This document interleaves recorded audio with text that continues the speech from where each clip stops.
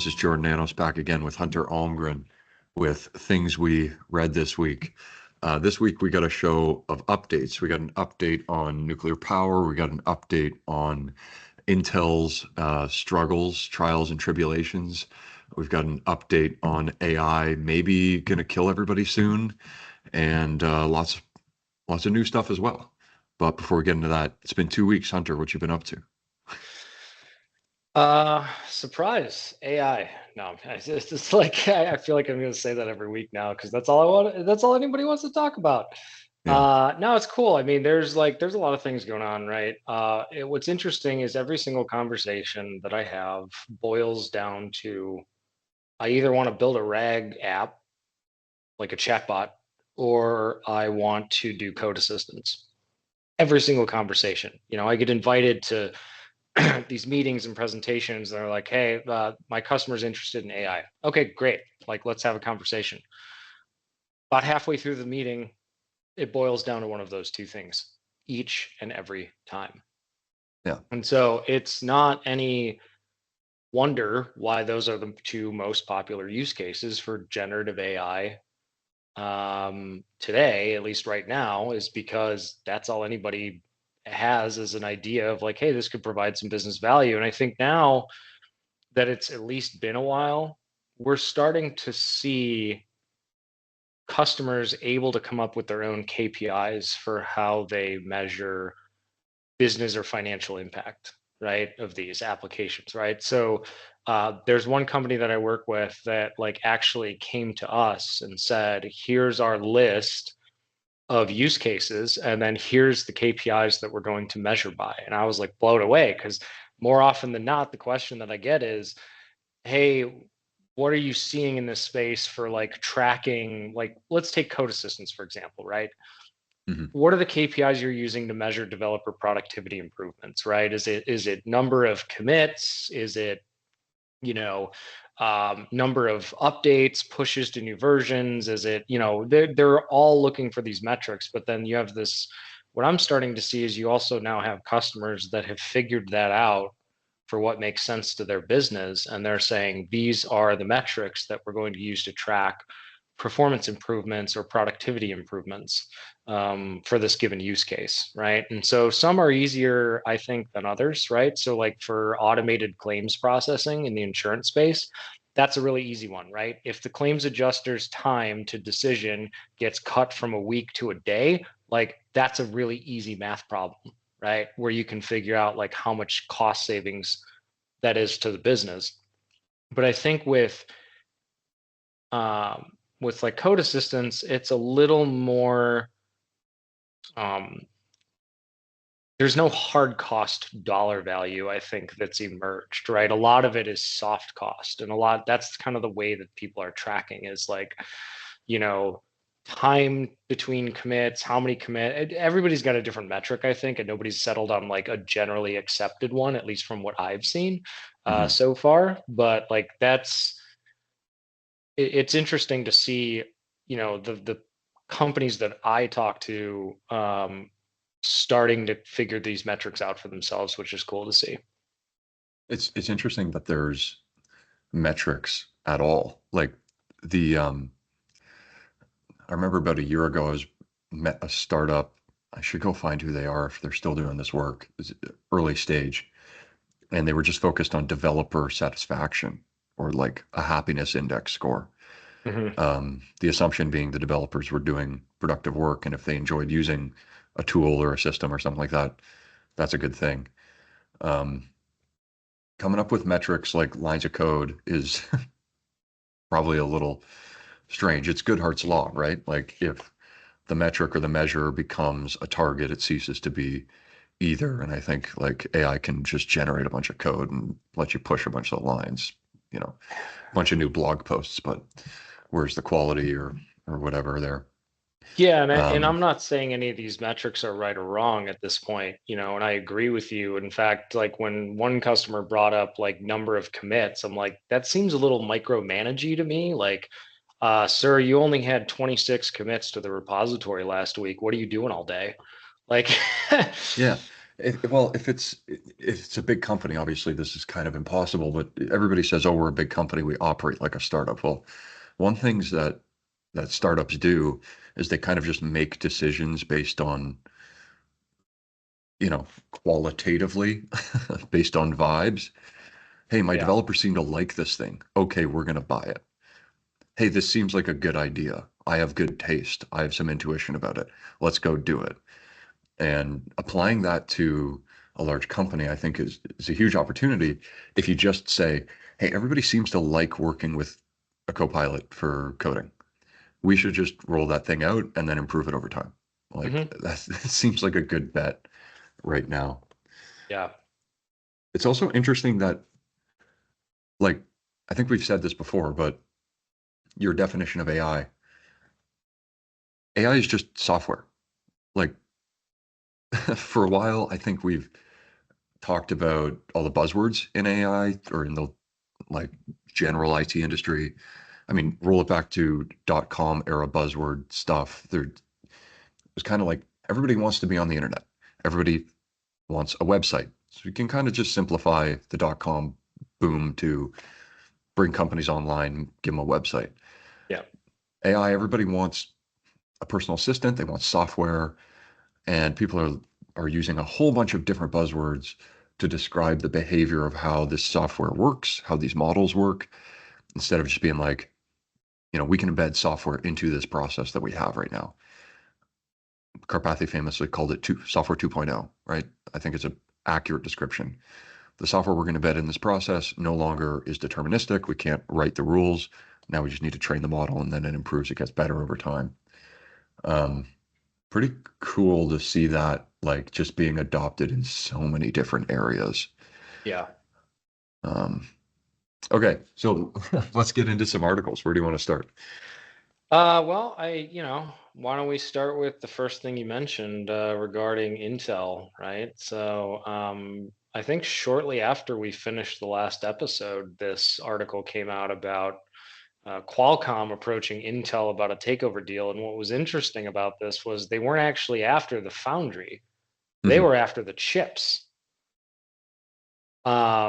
And of course, Intel responded with a hard no. But what was interesting about this to me is like,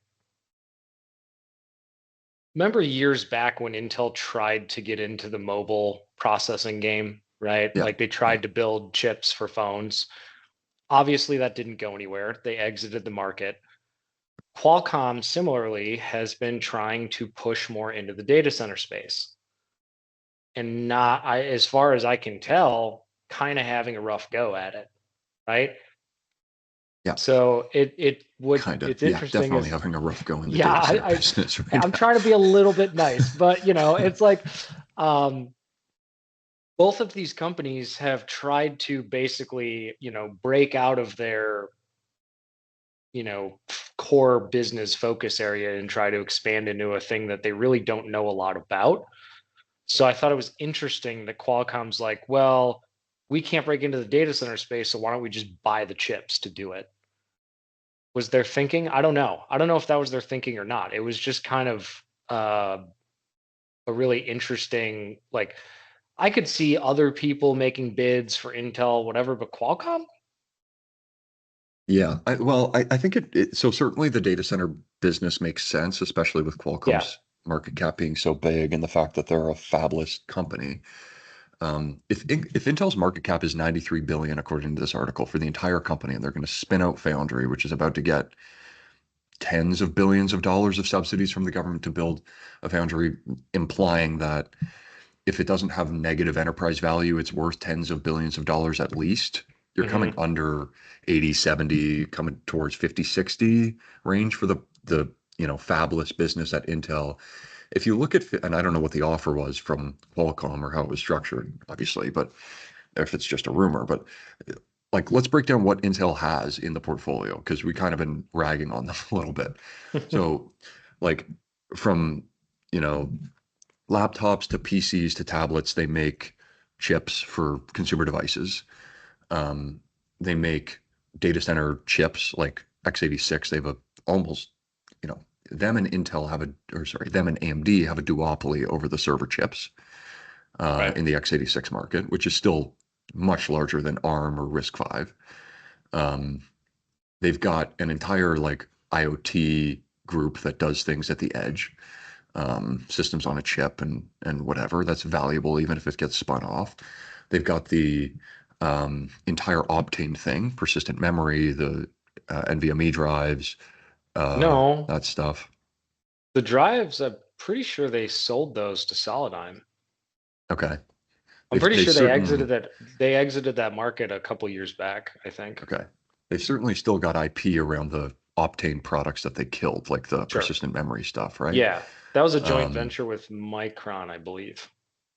yeah, they stopped producing it, but still sell it or something like that because they've just got a bunch sitting in a warehouse. Yeah. Um, Fire sale. they've got the, formerly Nirvana FPGA stuff, right? Hmm. And then almost most importantly for this AI boom, they've got Gaudi. Like they acquired Habana and they have Gaudi 3 that's coming out. And I have to like that's hundreds of millions of dollars of business that they've been selling. Um, so I mean, you add up all of that. Uh, I would argue that even just the x86 monopoly is valuable to the tune of tens of billions of dollars. And you just look at all the IP, all the people, you're like, there's something here for sure, right? Yeah, I don't know. Um, there so it is. makes I sense. Hey, mean, if Qualcomm can come in with a financial position to think they can turn the business around in some way, it's kind of just like a private equity buyout, but you're strategic. So I don't know, yeah. whatever. I don't think it's going to happen, right? I mean, I don't think Intel's going to sell to anybody, right? I mean, I think that Pat's sticking with what he's already said publicly. His plan is to turn it around. Is like we're going to spin off Foundry, right? We're gonna get rid of that, and then we're going to focus on our core business, which is making chips, right? Designing chips. Either The way, other, I think this is the best of Intel for the industry at large. I would like to see a strong, fabless Intel designing great x86 chips and taking Gaudi forward. That's Mhm. exciting to me. Yeah, yeah, absolutely. And I mean, just the early information and presentations that I've seen from Intel on Gaudi 3, I mean, it is interesting, right? I mean, it does. The other thing that I thought was interesting with their messaging is I've noticed that they've kind of, and maybe it was just the specific person that I saw present this, but this person seemed to indicate that like people want to move towards smaller models and do inference on CPU, right? Like they don't want to, always like not everyone needs an H100 as their position, right? Like they don't think that they think that the majority of the use cases that people are doing, if it's just a simple inference use case where I'm downloading a small model off of Hugging Face, and by small I mean like think like 1, 2, 3 billion parameters, right? Yeah, And I'm just taking that off the shelf, barely doing anything to it, and here's my simple use case. Like that can be done on a CPU. Is their argument? More specifically, their upcoming CPU launch of Granite Rapids. yeah. I mean, 100%, man. So, like, let's switch to a little bit. I mean, I don't think we're planning to cover this because we can't cover every single LLM release, but this is a pretty big one for what you just brought up. Llama 3.2 came out last week. The 3 billion parameter version of this model with 5-shot MMLU is over 60 points, which is like, I mean, this is GPT-3 class Hmm. when it was first released in a 3 billion parameter model. 1B is just below that at 49.3. So like, half correct on these, um, like knowledge-based questions. Yeah, An assistant that helps you write a blog post, that helps you edit an email, that helps you, write a performance review, that helps you like translate something running on device on the second tab I've got pulled up here, which is like the Intel Lunar Lake release. I mean, that's like it's kind of blowing it away, right? yeah, You can have a a laptop that sits on your desk that runs a model that's personalized, that's completely disconnected and controls all of your information. I mean, at a high level, that makes a lot of sense for consumers. Mhm. Um, I then go, is this a is this a massive business opportunity for the chip makers or for the model makers? Yeah. 3.2, Llama 3.2 is open source. It's quite good right now. These Lunar Lake chips need to be priced like any other laptop if they're going to sell. I don't know if people will pay a premium, pay any premium just to get a, LLM capable laptop.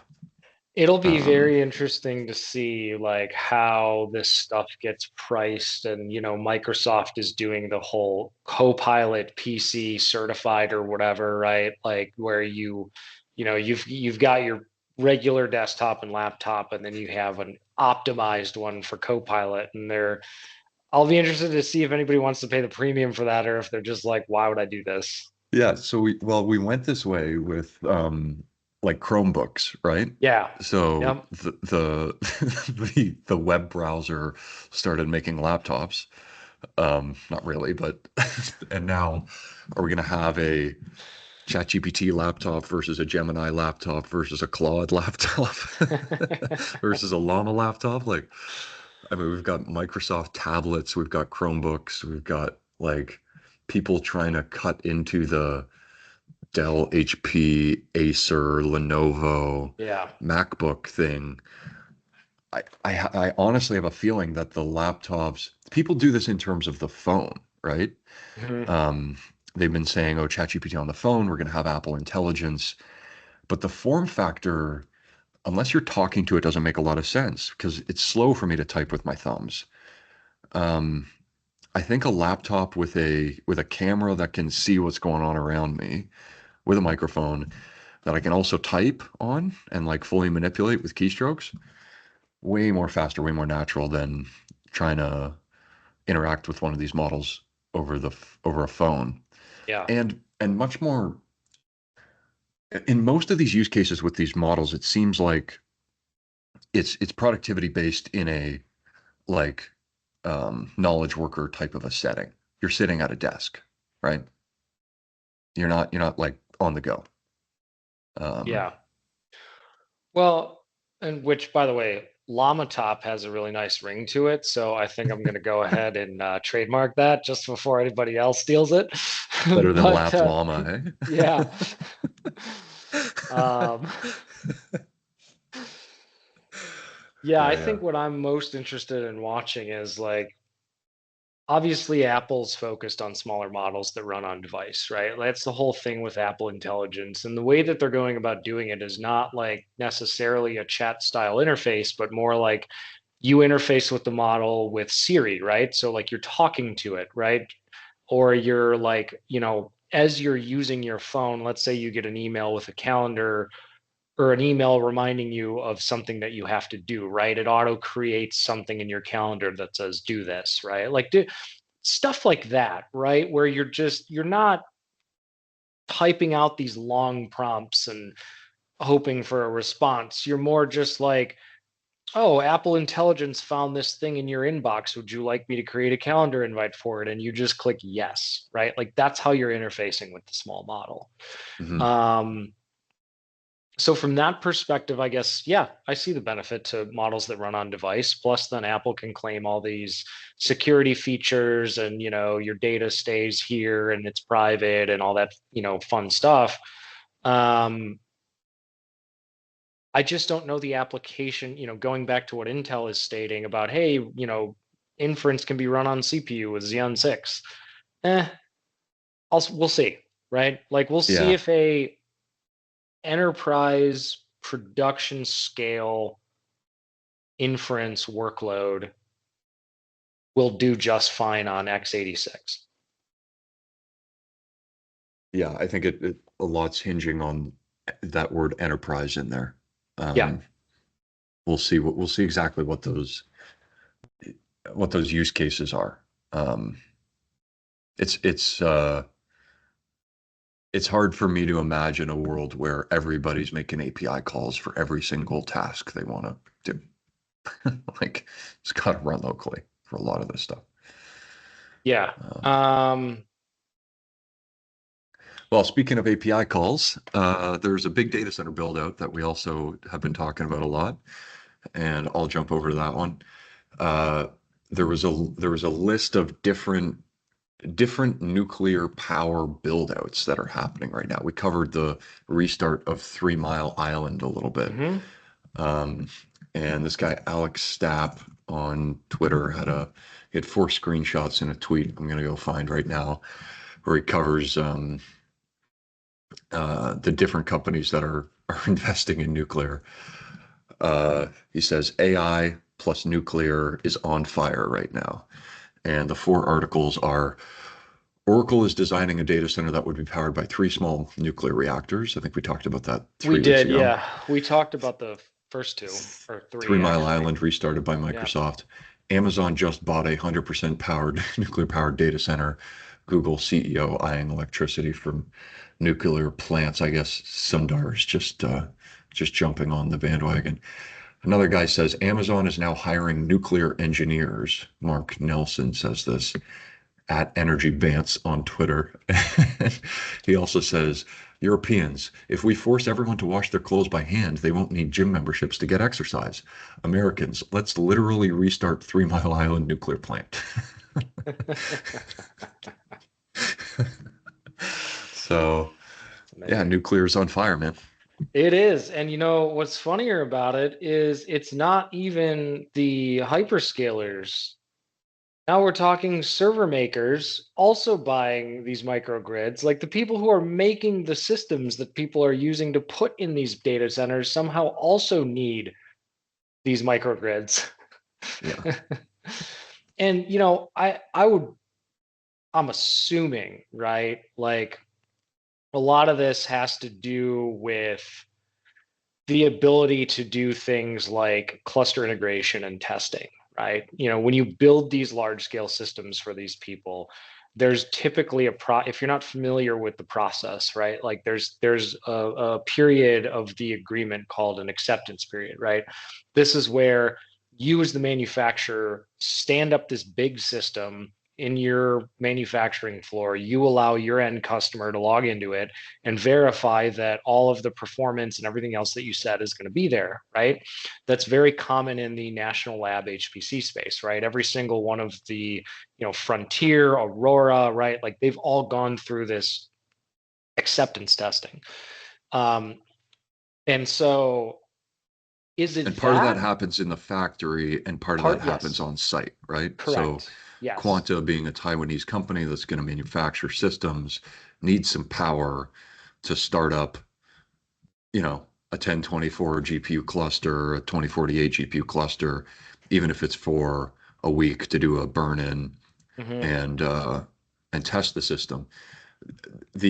I think this one's a little unique, just because it's Taiwan, Yeah, and the grid operates a little bit differently there. When makes sense. TSMC needs power and it's a hot day in the summer, they just tell the citizens you're not getting any AC and you're not allowed to take a hot shower for a little while, um, because we're collectivist and we're going to contribute to the performance of the national semiconductor manufacturing company. Mm-hmm.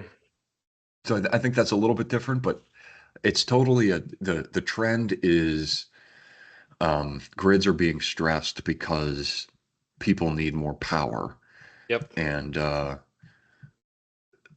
there's all of these different charts of just like there's never been an advanced society that consumes little power. It's like as energy goes up, society advances. If we want to Mm-hmm. do these more advanced things with these chatbots and coding assistants and whatever, we're going to consume a lot more power, whether it's in the form of like a couple of chips on your washing machine or chips in your laptop or servers in a data center. It's Or your just like, refrigerator now. We definitely need object recognition in our refrigerators now to see whether we're almost out of milk or not from an app on our phone, because everyone needs that. to decide whether we need it or not. We're gonna get I it, I and I you're know gonna be I know happy about it. I know. It's so funny. Yeah. So I'm thinking so much about this podcast that Dwarkesh Patel had with uh, Asianometry and Dylan Patel from Semi-Analysis. Hmm. And at one point in the podcast, I think Dylan was like, "Why does my Tesla need four chips in the door?" Yeah. Like, you remember when these, Yep. the semiconductor manufacturing industry grinds to a halt, shipments around the world are troubled, and these are these incredibly complex supply chains during COVID, and now we can't ship cars. It's because there's all of these empty chassis with engines, with seats and steering wheels, and no electronics. Well, I Uh, remember who yeah, was it? Was it Stellantis or Ford? One of the two. They just started selling the cars without the technology in it. So, Blue Cruise doesn't work, Apple CarPlay, Android Auto doesn't work, but the car drives, right? Like it functions. And then whenever we get the chips, bring it into the dealership and we'll install them for you. Like that's kind of the approach that they ended up having to take. And I remember seeing like drone shots of mhm. like these massive parking lots filled with brand new cars that had no chips, just Yeah, sitting there. Like, yeah. Well, it led to Toyota, right, developing this like concept truck that has no electronics in it, mhm. like manual windows and doors and a key or Dude, whatever. crank windows. I haven't seen those in a minute. Yeah, well, yeah, yeah, I don't know. It hasn't been that recent, I guess, but yeah, moving trucks definitely. I got in a U-Haul with crank windows and a nice radio. That was fun. I was like, yeah, bring your own Bluetooth speaker into the car. was the was the feeling that I had. But I mean, one of the benefits of this pickup truck is going to be a work truck. It's like it's going to be cheap. It's going to be like the equivalent of Yeah. 10 grand um, for a work truck. I'm like, am I really paying half of the price of a modern vehicle? It's like, obviously, yeah, there's these displays, there's all these, chips all over the car. Anyway, I'm not going to be a technophobe, but that's also reminding me of different perspectives. It's like there's a lot of software engineers and people who understand technology really closely who like to go on off the grid camping trips for 2 weeks at a time and like have manual locks on their door and no smart devices in the home and stuff like that. It's like, Dude, I'm kind of there, honestly. Like, for a long time, like I'll pay more to have a non-intelligent appliance. Like, I really don't care. Like, I will literally pay extra money to not have a fucking app control my oven. Like, like when, when when I'm done yeah, working, right? When I'm done talking about technology all day, the last thing I want to do is interface with an app to cook dinner. Like, pass, yeah, super pass. Um, yeah, so yeah, like I feel like I'm one of those people to a degree, and like even when my wife and I have gone on vacation, right? Like we'll go to places like Estes Park, Colorado, which is right outside the national park, and there's no cell service, none, zero. Like you couldn't use your phone even if you wanted to, and like we're in a cabin, we're by a fast moving stream. Like there's just something peaceful to, at least to me, about being completely disconnected, right? And just like being in that moment. totally, man. Yeah. We're gonna pay a premium, drive all this way to have these curated natural experiences. Honestly, Turn what off the they phone. do, a great business model, like literally just build a warehouse that's like, got some different things, activities that people can do that aren't tech related, and then just build the whole building like a Faraday cage. Like, so you walk in, you're just cut off, man. Like, Mr. you're just, Beast, where that's you at, it. man? Yeah, Mr. like, Beast. that's it, man. Like, no more connectivity to the outside world. Like, you got to live here in this moment. Yeah. Okay. Well, in the spirit of doomerism and anti-technology vibes, I'll move us on to another story. Um, AI not kill everyoneism memes on Twitter posts a screenshot of somebody who says, "I think I'm working for an AI." A Oh guy man, I saw this. responded to This a was chat great. GPT or a Craigslist ad and basically says, yeah, I do I do get paid, but there's a 3 to 4 second delay every time I'm talking to this guy on the phone. And anytime I get a call, I get a response he's in a meeting, and okay, you get a Cash App, Zelle, or PayPal when he gets the work done. Um, yeah, I mean, the work kind of is basically simple. It's like take pictures of a home for a listing, right? Mhm. Seems relatively straightforward, and maybe It's it's like kind of gig a work. commodity Yeah. work, yeah.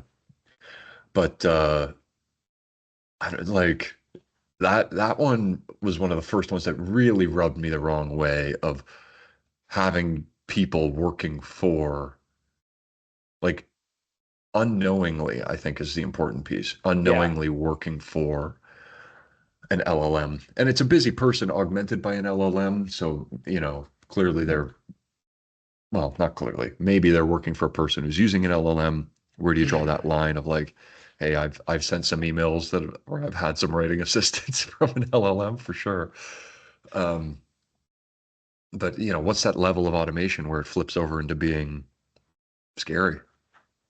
Well, and not only that, right? Like, how did we get to this point where we went from Amazon's Mechanical Turk, which is just paying people to like label and classify images and stuff like that for use in LLMs and other AI use cases, to now we're the ones taking the pictures and generating the content for the LLM.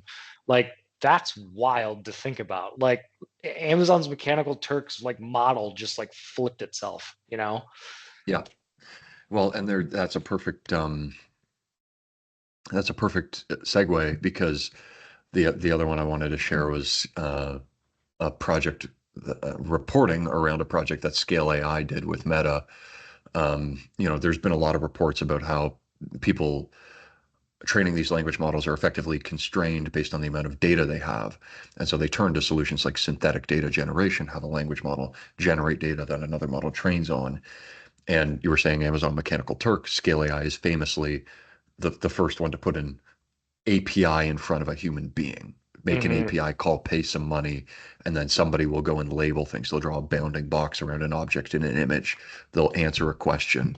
They'll, in some cases, they'll solve some complicated math problem or some complicated physics problem. And now you've got tiers of who you're paying for to train a model to do these sorts of things. The problem is that in this report, many answers sounded the same or began with the phrase as an AI language model. So even though somebody's paying Scale to generate these things, and theoretically, this is a human generated, uh, you know, answer to a given question, you can't always verify that those contractors or those people that are generating the answers are not themselves using a language model, right? Cutting some Right. corners.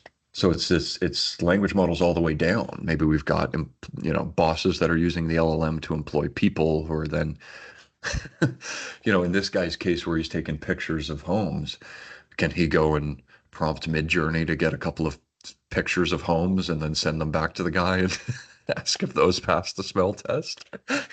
We've got Yeah, for sure. AIs paying each other. Then I'm looking for a new home. I'm using an AI to scan the different websites for something in the two bed, two bath range. Oh man. Uh it's yeah, it's a brave new world. It is. Yeah. People using AI to do jobs that AI is paying them for. Yeah. I feel like, I don't know. I feel like something's gonna happen. I don't know what, but I feel like when you start getting into that, um,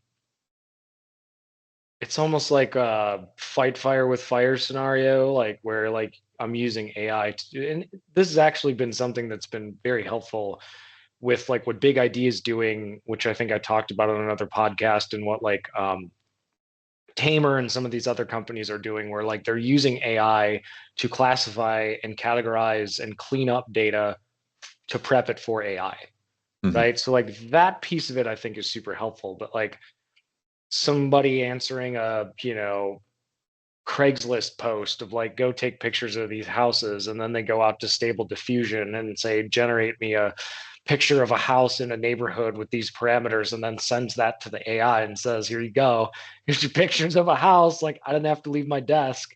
That's Yeah. interesting. So did you see the stuff on NotebookLM from Google? Yes. Yeah. Okay. So I didn't have this one on the docket or anything, but I'm going to bring up a tweet from Andre Karpathy. He's probably been the biggest promoter of NotebookLM. He so just to talk about this, what is the difference between creation and curation? If you're using an AI, I think he's saying he describes it as curation rather than creation. He specifically went and said that over the last 2 hours, he curated a new podcast of 10 episodes called Histories of Mysteries using the NotebookLM service from Google, which if you haven't Mm-hmm. used it, it basically punch in a PDF, a website, a transcript of a YouTube video, it doesn't matter, and it will create, things like flashcards or quiz questions or a podcast, a really engaging podcast between, an AI generated female voice and an AI generated male voice where they talk about the subject. And man, it's like really good to learn about. So he has a 10 episode podcast about everything from the lost city of Atlantis to the Roanoke colony to Wow Signal, 10 different mysteries, I guess he's interested in. And having just used this NotebookLM service to create a podcast about a friend of mine joined a new company and I didn't want to read through the whole website and all these blogs about what the company does. I created a 15-minute podcast about the company, learned like so much while I was doing the dishes. So, Mm-hmm. I mean, NotebookLM makes a lot of sense to me. And there's a lot of people, I think, get really concerned right away. Okay, AI is generating slop and there's no humans on the internet anymore. I'm going to learn a lot from a podcast just like this or make some for my own. And Yeah. then I'm going to see my friends and I'm going to talk about some mysteries I learned about, or I'm going to know more about my buddy's company. Mm-hmm. As long as we still got opportunities to apply this stuff in real life, we're still going out for dinner, we're still calling a friend, recording a podcast like we're doing right now. Yeah. I think we'll be okay. Hopefully, Yeah. we'll be okay. But I agree.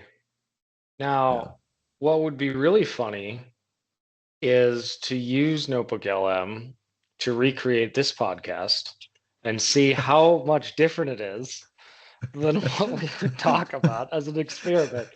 We're gonna punch in the last few episodes and have these two people go back and forth reviewing Yep. what we've talked about. Oh man. Wouldn't Yeah, and you that can be edit the interesting? prompt to make them be like extra critical or extra nice or something. Uh-huh. So, Yeah.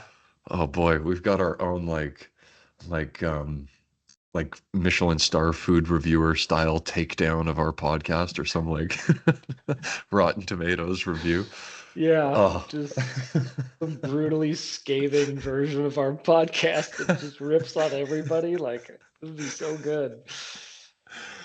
I think I Yeah. want to do it as an experiment at some point, and it doesn't have to be, now or in the near future. But I think maybe as things slow down towards the holiday season, like that would be an interesting experiment to do.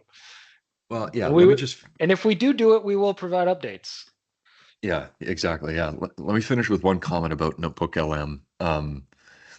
It's somebody said it was a ChatGPT moment for them. Hmm. And I think your mind immediately goes to virality, but the specific details was like this was released as a relatively low key research preview. And I think ChatGPT for me as somebody who used um, like the playground website Hmm. with the GPT-3 model with just the completions thing before they did the instruction fine tuning and before they like released Chat GPT. I was like, wow, this is cool, but really didn't use it much. I feel like that just happened for Gemini's 1.5 million long context window. Hmm. Just something that they can do that other people can't because of the TPU. Yeah. Like, we've got this special hardware. We can effectively give you an infinite context window. It makes it really cheap. And now we can do this Notebook LM stuff where it's like the limit is 50 files to punch in to an in context generation. And I have not, I mean, I haven't read through all the files in detail, but there hasn't been a single thing that's come up in that little summary or that little podcast where I've been like, this is BS, or I've said it to Or it's somebody and been like, incorrect or something. Yeah.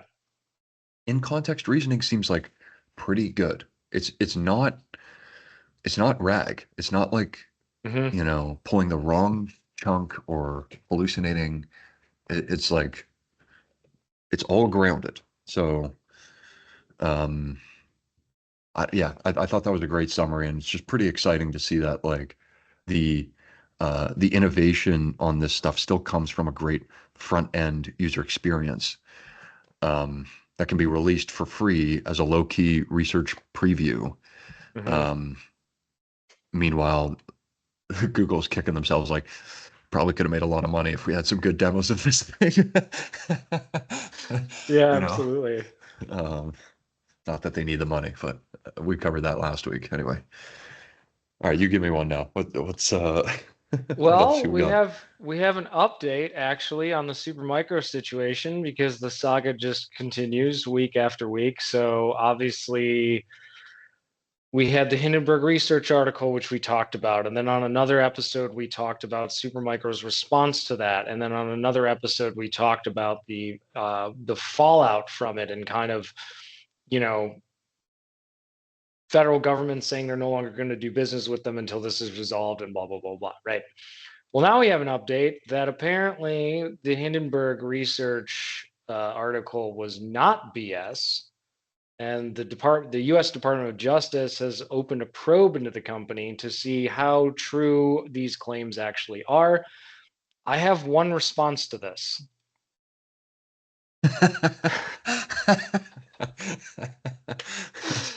Usually, when the Department of Justice gets involved, this is the end result.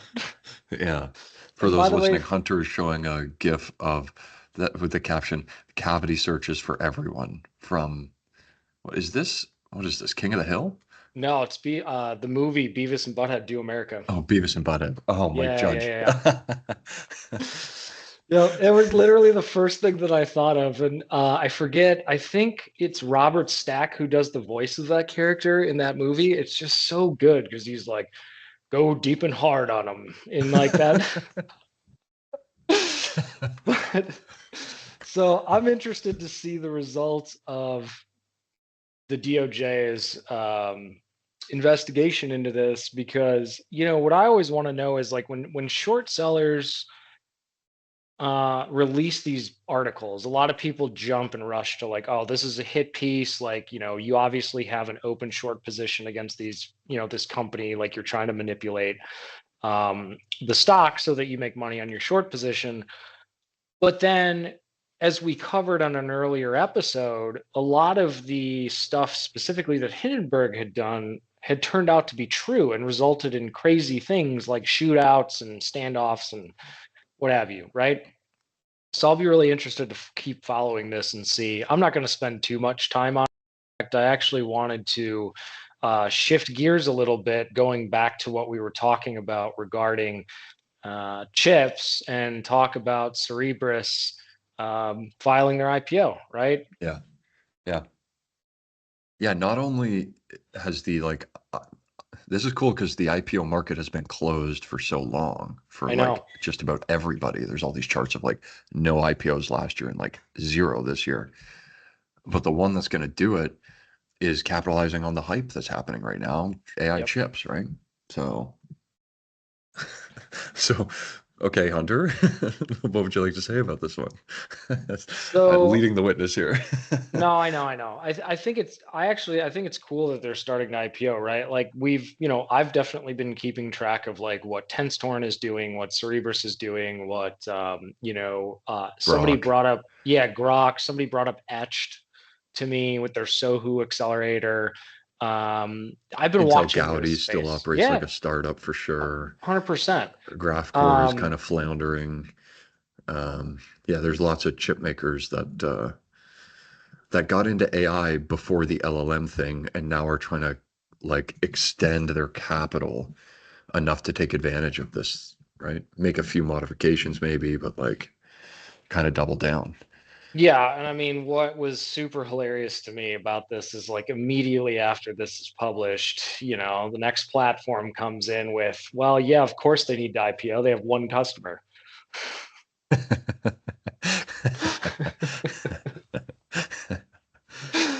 Oh, I love it, man. It's like everyone's celebrating this IPO, and it's like, well, yeah, of course they need Wall Street's money because they're going to be insolvent with one single customer.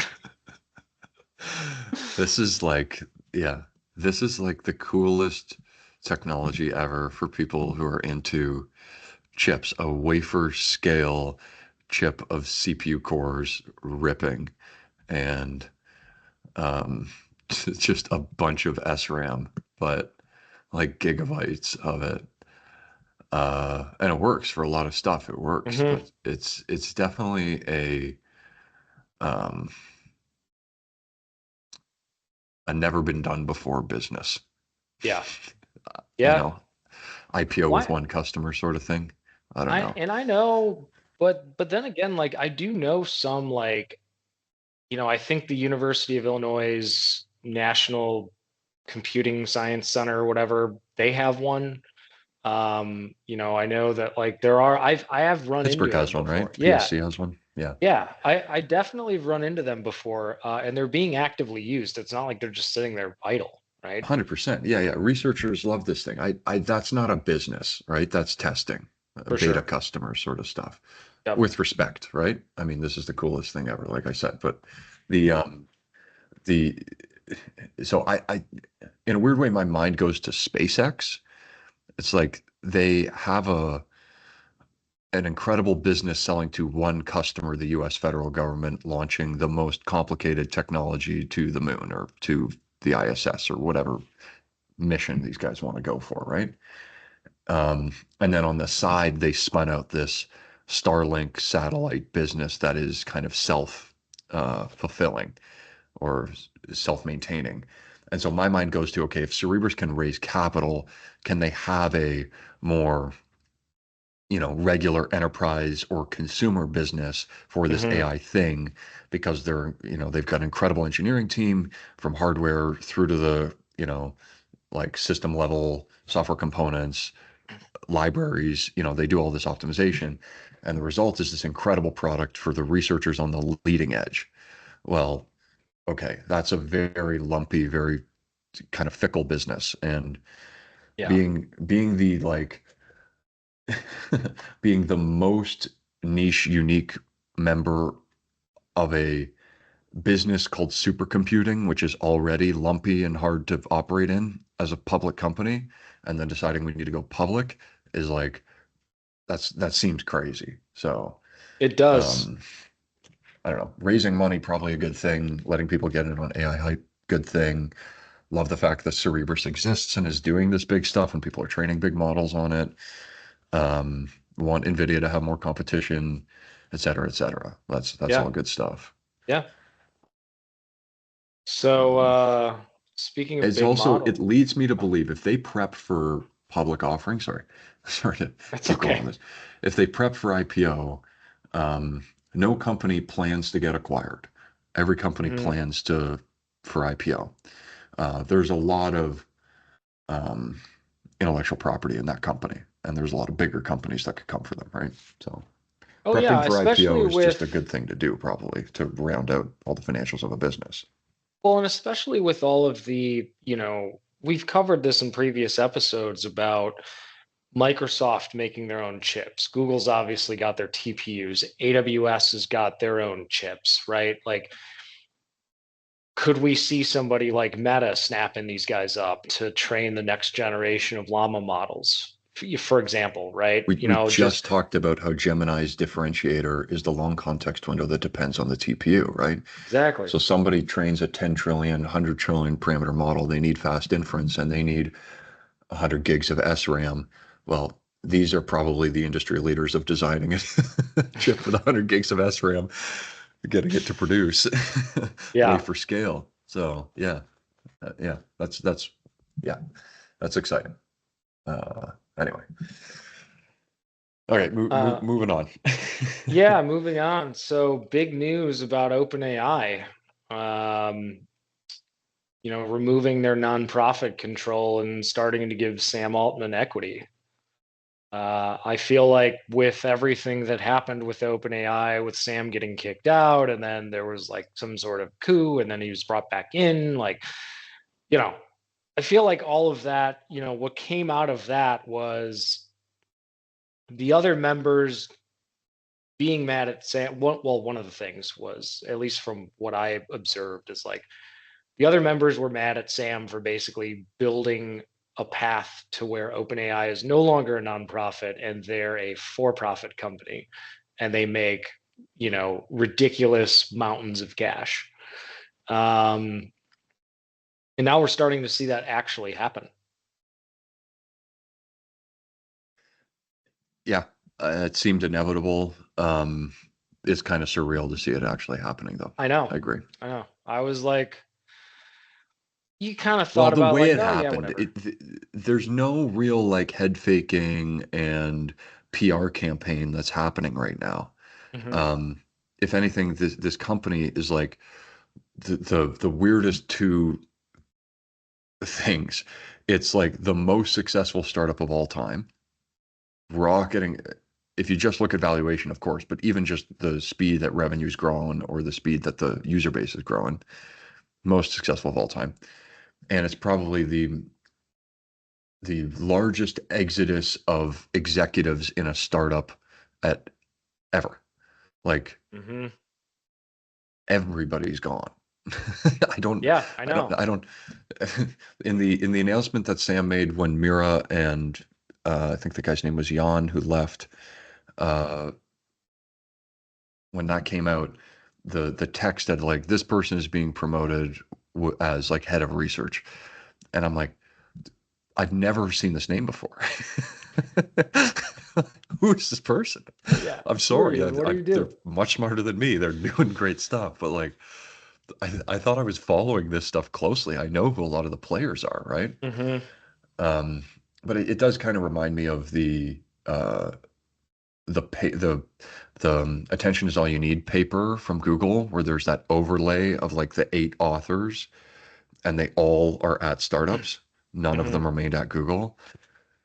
So yeah, it definitely it feels like a lot of people who are part of this sort of company on the way up get these ideas of like, we could be doing this if they would just listen to me, we could be doing it this way. And then there's a lot of people who are willing to fund them or give them a job to go pursue that idea they want to work on. Yeah. Um, so yeah, it's crazy that it's like happening in public and there isn't a big PR campaign going on before people quit. Oh yeah, no, it's just like it's one of those things that's like uh who just quit recently, like 2 days ago. Mira, the CTO, or Yes, the yeah, the most recent CTO, one, yeah. Mira Murati. Uh Yeah, there was just like an article drop, like, oh yeah, leaving, right, quitting. Like that was it. There was no PR, there was no attempt to spin it. It was just deuces. yeah, Like to your point. yeah. Which you can speculate on a lot of things, but let's tie it all back. So OpenAI's effectively got a venture partner with full control named Microsoft, Hmm. and they power a lot of Microsoft's offerings. We talked about this on the last episode. If they're going to go bigger and they're going to train a 10 trillion parameter model with 10x more data, they're going to need 100x more compute, 10 times 10. So uh, that means that the roughly $1 billion cluster that's been rumored that they're using right now goes to $100 billion. Yep. This is not possible with venture funding, and it's not possible as a nonprofit. Um, it's possible as basically one of 5 public companies in the US or sovereign nations if they decide to do it, to invest $100 billion in something with Hmm. effectively no ROI in sight. I mean, you can make a case, but this is all unknown. It's not like you're buying $100 billion of real estate at the fair market price, Right. right? You're buying $100 billion of GPUs and data center power at the fair market price, minus some amount for a few people or whatever, right? Hmm. And it's like, okay, who is comfortable converting $100 billion of cash into an asset called NVIDIA Blackwell GPUs and nuclear power reactors? And it's like Microsoft's comfortable doing that. So therefore, how can OpenAI bring closer ties to Microsoft? I think that's what's happening with the conversion to for profit. It's obviously what happened with Inflection getting like pseudo acquired by them, where all the people go there, but then the company, as a shell of its former self, kind of continues to operate as a friendly, probably still owning the GPUs or something like that. So Yeah, and you actually sent me what, we're talking about with Dwarkesh Patel saying like there's no way that OpenAI can pay for these clusters unless they raise 50 to 100 billion dollars. And then, I think a day later after you sent me this, looks like Microsoft's investing $100 billion in data centers. So it's like it's very clear what's happening here, right? I mean, the dollar amounts are identical. It's not really hard to put two and two together. well, this is yeah. So this is the interesting thing. So if you were to go back at OpenAI 2 years ago, you might be able to say that GPT-4, the weights, like the model file, the pickle file, or the Hmm. bin, or the safe tensors. I'm sure they're not using Hugging Face, but like, there's a binary file on a server that is worth $10 billion at that time, right? Because like this training run was spectacular. And then slowly over a year and a half, people left, people got acquired, researchers figured it out for themselves at Google and at Meta. And now all of a sudden there are multiple of those pickle or safe tensor files in the industry on different servers. And then Llama 3 comes out, and now that file is open source. Hmm. And so no longer the file is valuable, right? The training run is not valuable. It's now the skills to do the next training run. And it well, that's my opinion. My opinion is that the value of OpenAI was tied up in the skills to do the next training run.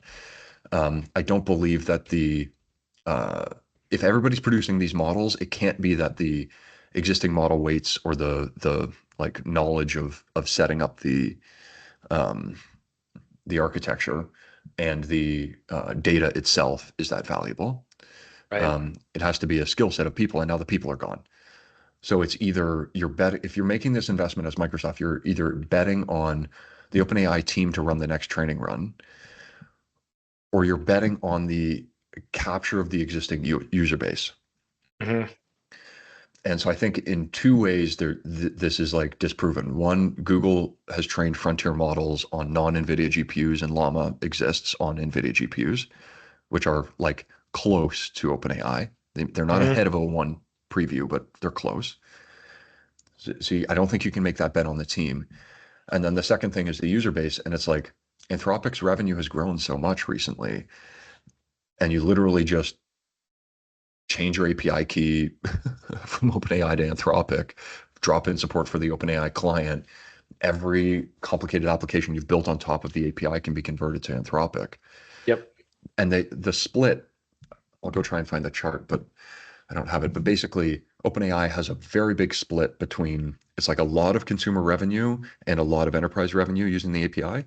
Anthropic is like all people using the API, basically nobody paying for the Claude like consumer app, Hmm. $20 a month Claude premium subscription or whatever it's called. So I think that proves that like the API business at OpenAI is not durable. And Right.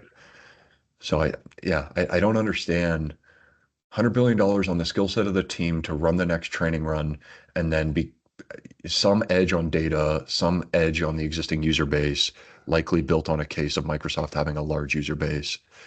But um, somebody's not making an ROI case here. They're making a vibes case of like, this is protection, this is defensive. We need to just be part of this, or else we're going to die as a company. Yeah, and I just like to your point, right? Like I'm not seeing the we talked about this on the last episode about needing a 10x multiple, right, for an investment. You're telling me that this investment that Microsoft is making of $100 billion is going to 10x? I do. I think I actually, at the very high level, I think it's possible for Microsoft to make $100 billion investment and add $1 trillion of market cap, going from 3 trillion to 4 trillion. Mm, I do think that's possible.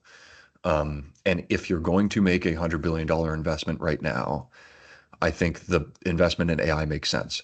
I think the specific investment of buying Blackwell generation NVIDIA GPUs next year, powering on a bunch of nuclear reactors, and letting the training run rip, I don't believe that's going to add the $1 trillion then, based on the vibes I get from using the models right now. I think you wait, you bide your time, you see Llama 4, you see O1 developments, hmm and then you effectively launch a thing later. But Dylan Patel talked about Microsoft. I mean, we know they're turning on the 3 Mile Island nuclear plants. They've got these plans to build out, and they're also laying massive amounts of fiber between data centers, Yeah. right? So this is to criticize the point I just made, kind of think out loud here. This is a multi-year process just to do the sorry, just to do the $100 billion training run in 3 years. You've got to start firing up nuclear plants and laying fiber now because you're going to use multiple data centers across the US. Right. And you're going to need to start lobbying state governments, local governments, federal governments. Dude, getting contractors, all that stuff, right? Like, hiring people like what Amazon is doing to assess different like power um options. What's interesting too about this is like, okay, so Amazon's going to hire nuclear engineers to assess their go forward strategy for nuclear power. Yeah. Now, Microsoft is laying fiber. Um, at what point do these companies have to be everything, right? They have to be a power company, they have to be a telco, they have to be a like at what point do we see this convergence of instead of Microsoft going to a Verizon or a Comcast or somebody and saying, give me all of the fiber that you have, it's we're going to lay it ourselves and we're going to manage and operate that fiber network. Um, Well, I think we're kind of answering the question about why does everybody at OpenAI leave. These researchers who want to work on AGI are not interested in becoming a pseudo government entity that runs all of these different utilities just to do the $100 billion training run. They want to work right. on model architecture. They want to talk to customers and work on user experience. You know, there's they want to work on data. They want to do research basically, right? Yeah. Um, they don't want to do operations, and that's I guess they're shifting from they want to stick in founder mode, not shift into manager mode, right?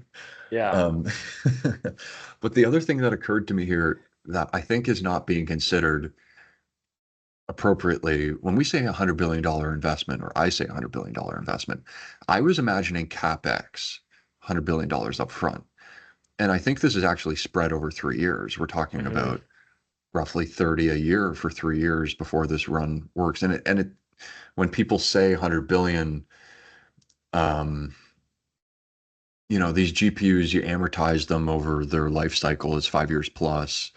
The fiber has many, many years of life cycle. You need power every year. Right. There's growth in Azure to grow into the power that, maybe gets used after this training run happens. I actually think you can easily make a case for 20 billion a year for 5 years invested in AI right now. Like I would be surprised if Microsoft was not increasing their investment in AI by 20. It's just a matter of deploying $100 billion of capex a year that I think hmm would be um, largely unsustainable, but still doable. I mean, they could take on debt and go for 100 billion. But yeah, I don't know. I kind of am realizing that we're armchair finances here are not really uh, thinking about this the same way that Microsoft's CFO is if somebody comes to them and says, I want to buy a bunch of chips and start up some power plants. Yeah, of course not. I mean, they're obvious, that's why they get paid to do what they do, is because they could do a much better job than, simple napkin math on a podcast. Um, Yeah, well, I was inspired by what's the quote from Dwarkesh, Dylan, and John from Asianometry? There's no way that OpenAI can pay for clusters planned to be built next year unless they raise 50 to $100 billion. And then, quote, rip that bong, baby. Why don't they just go? They gotta believe uh, GPT-5 is gonna be an order of magnitude better.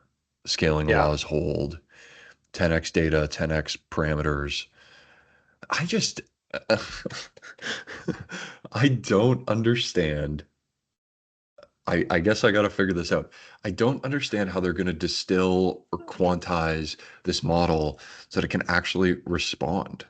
It really Hmm. is like, Cerebrus. We need 100 gigs of SRAM to run one forward pass of this thing once it actually gets trained. Like you're going to wait 10 seconds for one token on the response. I don't understand how inference works. Um, but I guess they'll figure it out. They've been doing it so far.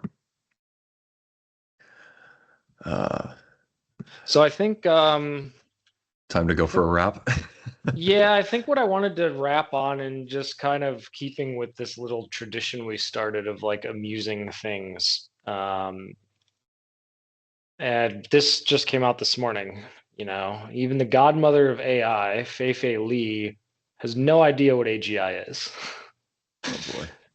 um, and in fact, if you actually scroll down through this article, the quote is, "I frankly don't even know what AGI means. Like, people say you know it when you see it. I guess I haven't seen it." Yeah.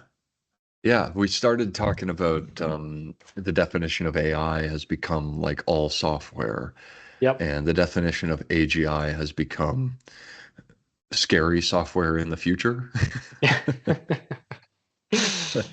So, It's Skynet, guys, run. yeah, she's a luminary, but she's also not the only one to say, like, or have a personal definition of AGI. A Yeah. term means nothing to me when people have to say, my definition of AGI is Hmm. when I ask it a special question I haven't asked any other model yet, and it gets it right, I will believe it's AGI. The Turing test came and went. I can easily prompt ChatGPT or any other of these public models, Llama 3, whatever, to behave like like I'm chatting with a person. Yeah. And way more convincing than, I mean, you can do special things where you're trying to like jailbreak it and stuff like that, Well, we but talked about it. You got people working for, ChatGPT now. So it's like, that's come and gone. Yeah, we're in the frog has boiled in the world of like the intelligence explosion. I'll go back to Life 3.0 by Max Tegmark, great book. Um, Intelligence is exploding at the rate of GPUs being plugged in, it seems. Mhm. And um, yeah, we're in a so it's different, very different, but I went to Phoenix over the weekend for a bachelor party, hung out with some friends, and took my first Waymo ride. Um, that's a that's a moment that I'm going to tell kids, grandkids about, of like, there was a time when I got in taxis and was scared of the driver sometimes and not scared of the driver, and then spoke to them and negotiated about the air conditioning and the music, and then got out and had to tap a phone or whatever. And then there was this one time I went to Phoenix and I got in and the car drove out and I was fascinated. I'm staring at the wheel and I don't know how it's figuring this out. And then like halfway into the 15-minute ride, I like absentmindedly looked out the window at, the Arizona skyline because I hadn't been there before. I was like looking at the rocks, at the mountains. Mhm. And then I caught myself, I'm like, I got used to a driverless car on the first trip. This was Yeah. supposed to be scary the entire time. It was like frankly better than every Uber driver I've ever had.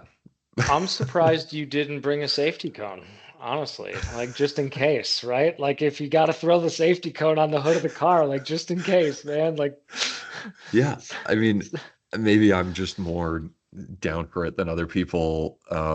But no, I they, mean, all the stats about how good this thing is and how it's more people crashing into it than it crashing into other people is like, no highways, sure, I'll jump in this thing, right? Um, likewise, I'm not gonna forget my first experience being in one of these robo taxis. Like I remember when Lyft was doing I had to go to Las Vegas, mhm. and Lyft was doing their like pilot at the time, and like when you open up the Lyft app, like you can request a human driver or you can request a robo taxi. Like it was like Okay. an In option. Like Vegas? yes, and they're like it was I an didn't know option. this. So like you could actually pick one or the other, and they wanted to obviously give people the choice just in case we're like, man, fuck that, I don't want a robot driving me around anywhere. But like um i Yeah. i selected the robo taxi option and I got in the car, and yeah, I was amazed at like how the car is driving, and how like all of these complex mechanics in the driver's seat and passenger seat are functioning to make this car go and make this happen. And then similar experience happened to me. Like once I was done focusing specifically on that, because it's about a 25-minute ride from the airport to the strip, I just started looking at the casinos. Like I'm just staring Yeah. outside, like pretending Yeah, like dude. nothing's happened. And I'm just like, oh yeah, what are they doing over at the Excalibur? And like, like I just got comfortable with it. Yeah, yeah. It's so okay, that experience is so clear and present, like physical, because you're like sitting in the car and you're going Hmm. somewhere. That same thing totally happened with ChatGPT. Not right Yeah. away, because it would screw some stuff up, but like slowly over time, I was like, wow, like I don't need to I don't need to think too much to write a long email. Like I talked about it earlier, writer's block, right?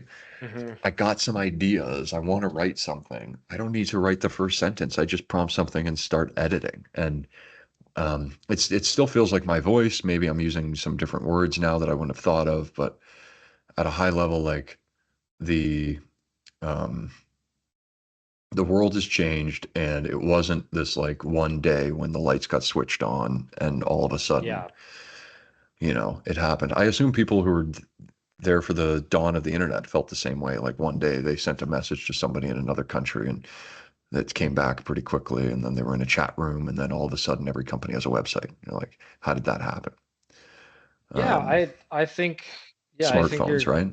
yeah, smartphones. It's happened with every disruptive technology where it seems at least on the onset, like, wow, this is crazy. I can't believe this is possible. And then with, depending on how disruptive the technology is to your daily life, it then just becomes commonplace or like an extension of you.